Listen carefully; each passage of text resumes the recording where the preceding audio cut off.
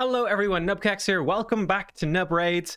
We've got some big news about a summoning event, which were actually a couple of summoning events that are happening over the next couple of days. But massive warning, in my opinion, these are actually a trap. You don't actually want to do, or at least most of you don't. Some of you will, most of you probably not. Let me show you what they are first of all.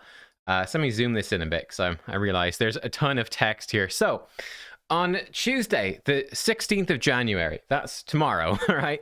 There's going to be an extra legendary event for Sacred Shards. So simple enough. If you summon a legendary, you get a second one for free. You can only do it once. Honestly, great event, usually. This is a pretty solid event. My favorite, of course, is definitely the Ancient Shard event. But this is a good event. It's up for 71 hours, but you probably don't want to do it. Excuse me. Now, we do have progressive chance events on as well, each one for 24 hours on the Tuesday and on, let me move me over, and on the Wednesday. So on Tuesday, these are the progressive chance events, right? PYTHION, Gwendolyn, Glacea, Warlord, and Clydna. So straight off, I think Clydna kind of sucks, so definitely not her. Gwendolyn is decent, so Gwendolyn is a maybe. Though there's been a bunch of events for her recently. Like certainly there was the guaranteed Gwendolyn. I did do that. I just haven't pulled them yet. But you know, Gwendolyn is a very solid champion. But probably, I don't know. Would you be going for her now at this point? I don't know. Glacea again. I think Glacea is kind of fun for live arena, but this is certainly a champion I feel like you don't need to pull for. You don't need to rush out for. Sorry, she's in Sacred Order. Yeah, I think she's fun because of her passive, right? That her skills can't be put on cooldown, and she has a 50% chance to deny cooldown increase effects on your team. That's pretty cool as a fun way to counter lockout champions in live arena mostly. But you know, now you've got mythicals that can do that and stuff. So I don't know, I wouldn't go out of my way to pull for her. Now PYTHION is great, and PYTHION might be worthwhile. I'd also say Warlord is amazing, and Warlord could be worthwhile, but bearing in mind, Warlord, the Voids, are not part of the extra legendary event. That's only for Sacreds. So look, going for PYTHION, where you could get 2 chances at a 15x for PYTHION, right? If you don't have a PYTHION and you've got lots of Sacreds, then sure. I think that's worth considering. PYTHION is an absolutely fantastic champion. Now, he's a previous fusion, so hopefully a lot of you have him already. But he's absolutely fantastic. He's super tanky, makes your team tankier. You know, the cleansing, the healing, the AoE revive. I use him a lot in arena. He's brilliant. He's great against a bunch of bosses. So PYTHION is super good, right? I would be picking him for sure out of all of these. Some people might chase Warlord. I think that, again, with Mythicals, that becomes less important now, but maybe. For the Epics, Sepulchre, Achak, Mausoleum Mage, Mausoleum Mage, I think, could be pretty okay for Amius, the Lunar Archon in this rotation. The rest are fine. Ayla, Lifebraid, Madame Ceres. Again, Madame Ceres is decent and will be better when the Polymorph nerf comes in as well, right? She's quite vulnerable to that, but she's decent. You know, Stone Skin and Polymorph have made her less good. Stone Skin in particular, because it's only a 50-50 to strip it, no matter how much accuracy you have, but still. So Tuesday's okay, mostly for PYTHION. On Wednesday, same sort of thing with different champions. Kaja the Rye, Underpriest Brogni, Hakorn Smashlord, then Riho and Blind Seer. So again, I think Blind Seer kind of sucks. I would not go for her. But Riho is amazing. Riho is fantastic. She really opens up a bunch of speed runs, really fast runs for Sand Devil and Phantom Shoguns in particular. With permanent super raids coming to those dungeons, maybe not as important. Because you'll be able to rip through your energy there pretty fast anyway. But still, I don't have a Riho, and that would be that'd be cool. You know, if I was a Kraken, sure.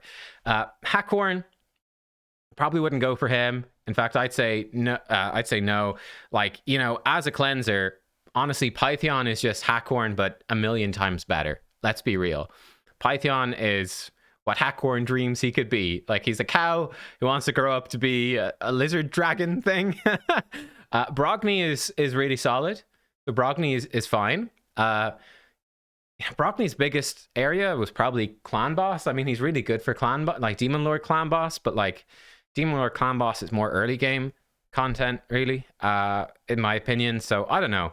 Like, I personally wouldn't be massively rushing out to get Brogni, but I mean, he's fine. If you don't have a Brogni, then sure. And Kaja's okay, right? She's a reviver with the clans. She's okay. But look, I would say Riho stands out to me as being particularly good on Wednesday, and I would honestly probably prefer Riho to Warlord. Honestly, I probably would. Which might be controversial, but I'd say Python stands out as particularly the best one here. And it's actually the same epics, so again, nothing too exciting. And then it looks like there will be one day without any of these 15x champs, though I guess you can just not fill in the 15x champs. I mean, it doesn't make a difference, but looks like there's going to be one extra day of this anyway. Now, why do I think this is going to be a trap? We've talked about, what was good. Look, 15 extra Python, extra legendary. Okay, it's a decent event. Well, here's the thing. We know that there is going to be a hero's path for Alatreon Blade Master. That was, Plarium has put that out in the official Monster Hunter information. There's going to be a hero's path for him, I believe, starting on the 22nd of January. That's 1 week from today. So next Monday, which means it looks like we're probably going to have 2x Void this weekend, probably, with a 10x for the guy that kind of sucks. I'm very curious if he'll ever get buffed or what the story is. But this guy that people really don't like, it's going to be a 10x for him this weekend, probably with 2x Voids, which is probably part of the fusion. I mean, it's definitely going to be part of the fusion, right? But it's probably going to be 2x Voids this weekend for the Zenogre fusion. So Void Shards this weekend for 2x. Hero's Path for Alatreon on the Monday, right after the 22nd, 1 week from today. I think it's at the same time there's going to be a summon pool event for the Archer.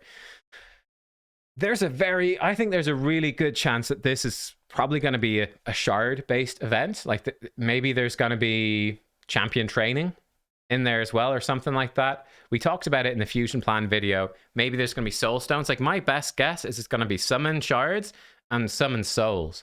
Probably is what's going to be involved. And I would probably go for him. Like when we're talking about, look, extra legendary events are great, right? You get a whole extra legendary. But I mean, that's also how a guaranteed champion event works. You get a whole extra legendary because he's guaranteed. So for me, that's worth it. And I would say, this could easily be like a 20 sacred guaranteed. Easily. I mean, that's what you would expect, at least. It could even be worse than that. He is limited edition, right? After the 5th of March, you cannot get this guy. So yeah, although he is, not the most exciting one, seeing as he's one of the more accessible ones, he's still a great champ. Increased defense and a big shield, really big shield, massive shield, 30% max HP is really good. That's protected against bosses, AoE attack, and then a cleanse with block debuffs that again is protected if it's against a boss, both on 3-turn cooldowns, right? He's really tanky. He's got to make your team really, really tanky. I would want to get him. So for me, I would want to get him. And this is the thing. Extra legendary events are great, but guess what? There's going to be more extra legendary events in the future. And unless you're buying lots of shards, you are never going to be able to do every single one of these plus the other shard events in the game. Like, there's simply not enough sacred shards in the game for free to be able to do absolutely everything. So to my mind, skipping out on this, again, unless you really want Pythion, and it's a great chance to get Pythion, skipping out on this is totally fine, right? There'll be other extra legendary events. You're never going to run out. They love these events. They will happen again. You can save up for those. I would rather be safe and get this guy, especially because he's limited edition, as it were. So yeah, I think that's what I would be going for. I would be looking towards the hero's path and saving resources to make sure I'm in a good position to do it. Like, I'm stretched a little thin, right? 13 sacreds. I got to get a bunch more before the next time. That's going to be kind of rough. Like, Doom Tower resets in 5 days. So I'm not going to get the sacred from Doom Tower next rotation on time.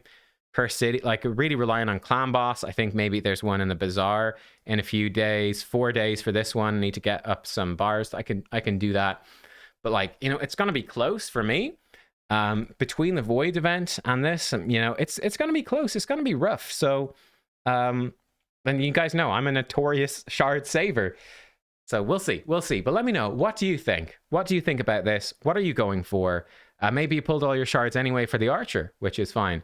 But yeah, let me know. What do you guys think about it? Personally, I think I'd skip this stuff. I'd skip it. That's my thoughts. Thank you for watching.